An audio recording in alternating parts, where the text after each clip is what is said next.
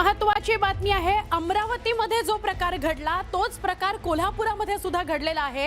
अत्यंत मोठी घडामोड अमरावतीच्या परतवाड्यासारखा प्रकार कोल्हापुरामध्ये सुद्धा समोर आलेला आहे। शाहिद सनदी यानं 15हून अधिक मुलींचं लैंगिक शोषण केल्याचं समोर आलंय। शाहिद सनदी असं त्याचं नाव आहे आणि त्याने 15हून अधिक मुलींचं लैंगिक शोषण केलेलं आहे। त्याचे व्हिडिओ बनवलेले आहेत। असा धक्कादायक प्रकार समोर आलाय। या प्रकरणी शाहिद सनदी याला पोलिसांनी अटक केली आहे। तो व्हिडिओद्वारे मुलींना ब्लॅकमेल करायचा आणि पुन्हा पुन्हा त्यांचं लैंगिक शोषण करायचा। लव जिहाद सारख्या घटनांमध्ये त्याचा काही संबंध आहे का हे पोलीस तपास सुरू आहे। याचा शाहिद याचं हुपरी शहरातील एका युवतीसोबत प्रेमसंबंध होते। या ओळखीचा गैरवापर करत संशयितानं इतर काही युवतींशी संपर्क साधला। सुमारे 8 ते 10 युवतींना त्यानं प्रेमाच्या जाळ्यात ओढलं आणि त्यांचे आक्षेपार्ह व्हिडिओ तयार करण्यात आलेले आहेत। विशेष म्हणजे या व्हिडिओचा आधार घेत संबंधित युवतींना धमकवण्यात आलं, ब्लॅकमेल करण्यात येत होतं। हा सगळा प्रकार कुणाला सांगितला तर व्हिडिओ व्हायरल करू अशी धमकी सातत्यानं दिली जात होती। पण संशयितांच्या जवळच्या मित्रालाच या प्रकाराची माहिती मिळाल्यानंतर त्यांनी या प्रकरणाला वाचा फोडली।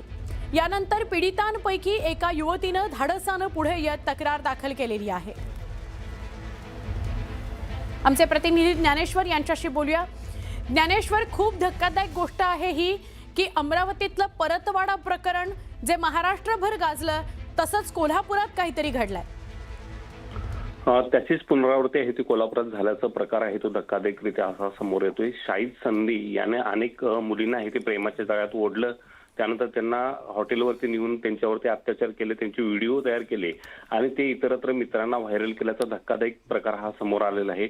शाहिदच्या मित्रालाच त्याने हा एक व्हिडिओ शेअर केला होता आणि तो त्याच्या प्रेयसीचाच व्हिडिओ होता। ते दोघांच्या मध्ये प्रेम संबंध सुद्धा होते आणि असं असताना सुद्धा अशा पद्धतीने व्हिडिओ शेअर केल्यामुळे मुलींना सुद्धा धक्का या ठिकाणी बसला होता। एकूणच या मुलींना आता धाडसानं पुढे येत आहे ते या संदर्भातली तक्रार दाखल केली आहे। या तक्रार दाखल केल्यानंतर ज्यावेळी शाहिदकडे तपासणी केली, पोलिसांनी चौकशी केली, त्यावेळी मात्र धक्कादायक प्रकार आहे तो उघडकीला आला। कारण त्याच्याकडे अशा अनेक मुलींचे व्हिडिओ आक्षेपार्ह स्वरूपातले होते ते आता समोर आलेले आहेत आणि त्या व्हिडिओद्वारे तो अनेक मुलींना आहे तो ब्लॅकमेल सुद्धा करत होता आणि त्यामुळे एकूणच या प्रकरणाची व्याप्ती वाढण्याची शक्यता आणि भीती आहे ती व्यक्त केली जाते।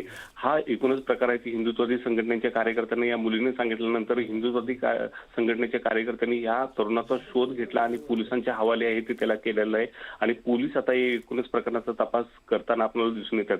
पोलिसांनी आता त्याला अटक केलेली आहे आणि 4 दिवसाची पोलीस कोठडी सुद्धा आहे ती न्यायालयाने सुनावलेली आहे। आता या तपासणीमध्ये नेमकं काय उघडकीला येते, त्याचा हा सगळा करण्यापाठीमागचा हेतू काय होता हे तपासताना पोलीस आता दिसून येतात। मात्र हिंदुत्ववादी संघटनेचे कार्यकर्ते आक्रमक झालेले आहेत। लव जिहाद सारख्या घटनांमध्ये त्याचा संबंध आहे का आणि नेमकं कोणत्या विशिष्ट धर्मियातल्या मुलींशी तो अशा पद्धतीने कृत्य करत होता का याचा तपासामध्ये उलगडा व्हावा अशा पद्धतीची अपेक्षा हिंदुत्ववादी संघटनेचे कार्यकर्ते करतात दिसून येतात। नक्की ज्ञानेश्वर, धन्यवाद माहिती दिल्याबद्दल। प्रकरण गंभीर आहे, त्याच्या मुळापर्यंत जाण्याची गरज आहे।